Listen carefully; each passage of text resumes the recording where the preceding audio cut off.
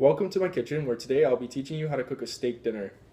The first step in cooking a successful meal is to make sure your hands are clean and to also roll up your sleeves, as having long sleeves could potentially be a hazard. So after you roll up your sleeves, it's important to get the necessary items that you need. First, we have a thin cut steak. You could also use thick cut steak if you'd like. I have mushrooms and onions. We also have butter, but this we'll be using later. The first thing we need to do is chop up the onions and the mushrooms, and with this, we're going to need a cook's knife, and we're going to need a sharpening blade.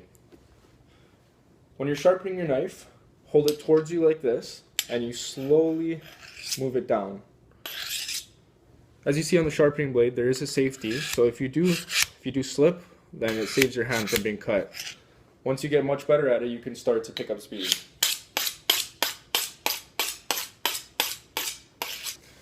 After you're done sharpening your knife, make sure you get a wet cloth, you place it down, and you get a cutting board of your choice. I'm choosing a larger cutting board because I have more things to cut. What the cloth does is it's wet and it provides friction for the board, so when you're cutting, the board doesn't move.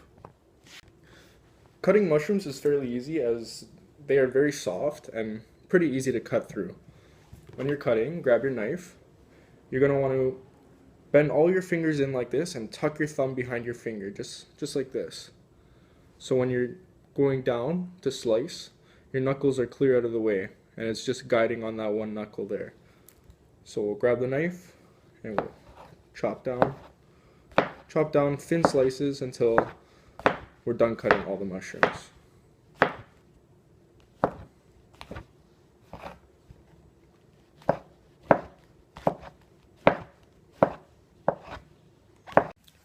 Now that the mushrooms are all cut, it's time to cut our onions.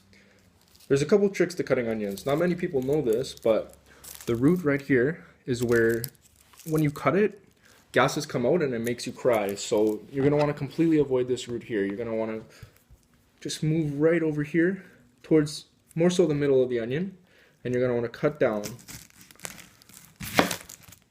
And right here, here's the root. If you could see these two roots here, those release the gases, so this can just go straight in the garbage. Once you've done that with both onions, it's time to peel. Peeling could be a very annoying process, but I'm sure you wouldn't want onion peels in your steak, so it's necessary. There we go. After that's done, there's a specific way to cut the onions. For this, we're not going to want to dice the onions, we're just going to want to get slices in there. So you turn it on the side here, and you go through just until about the end. You don't completely chop it off. You just go through all the way until you've reached the end. Now that you got into the end, you're going to want to just slice it across like this. And you get nice sized slices. Just like this. There we go. After all our cutting is complete, we're going to want to get just a thin slice of butter, just right here, while we saute it. Just like this. You can split it in half, and this will just caramelize it perfectly. A quick tip when cooking steak: this is how you tell the different types of steak. This is rare. This is how rare it would feel if you were to touch it. Medium rare, medium well, and well done. When cooking a steak, it's necessary to have proper seasoning. I like to use coarse salt, pepper, and garlic. If you don't have garlic, you could substitute it with garlic powder. Those work just as well. And what you're going to want to do is just sprinkle it on top and just rub it in. Once you've done that with all three, flip it over to the side and do the same thing as well. Now that I've finished that, you're going to want to get a pan. You're going to heat it up to about high, and you're going to want to get some vegetable oil. Pour some in. Not too much, but not too little. That should be right. And you're going to let that warm up. Now that the pan is nice and hot, you're going to want to grab your steak and you're just going to want to place it in the oil. This is going to fry quickly. What we're doing here by having it on high heat is we're going to sear the steak just so it gets some color on the outside. It's getting that nice little color. We're going to want to brown it. And once that's done, it'll lock in all the juices and it will continue to cook on its own. Need a little bit of garlic powder just on top. And we'll put that color now. Starting to get a little bit darker. It'll need just about a couple minutes. Could be about 3 minutes on each side. Alright, now that the steak is getting that nice color, we're going to want to flip it onto the other side. And we're going to let that sear for a couple minutes now. Alright, let's check the other side. Alright, so this side is seared now. So we're going to want to turn down the heat to about medium to low. And just flip it back on the other side. And just let it cook slowly. You can tell how the steak is prepared by just poking at it a little bit. You can see if any blood is coming out. There's still some blood coming out, so we're going to leave it cook just for a little bit longer. Just to get that nice medium rare steak.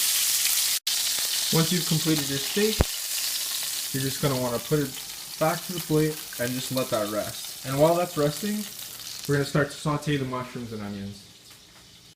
The trick to any good saute is a little bit of oil, a little bit of butter,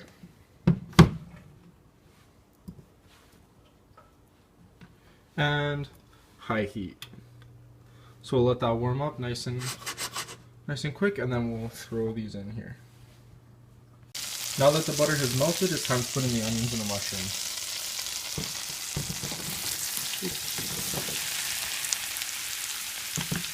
I got most of them in. When sauteing mushrooms and onions, I don't like to use salt or pepper. I prefer to use soy sauce instead. Soy sauce does have a taste of intense salt, so we're going to put just a little bit. Just a tiny little bit, because that's all you need. And once that's done, you're just going to want to mix it in. And it's going to give it that nice color.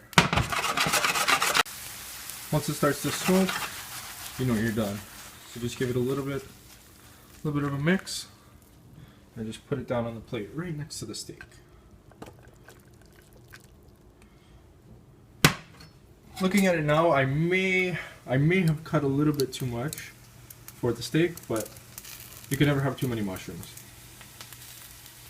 And there you have it. There's my recipe for a medium rare steak and sauteed mushrooms and onions.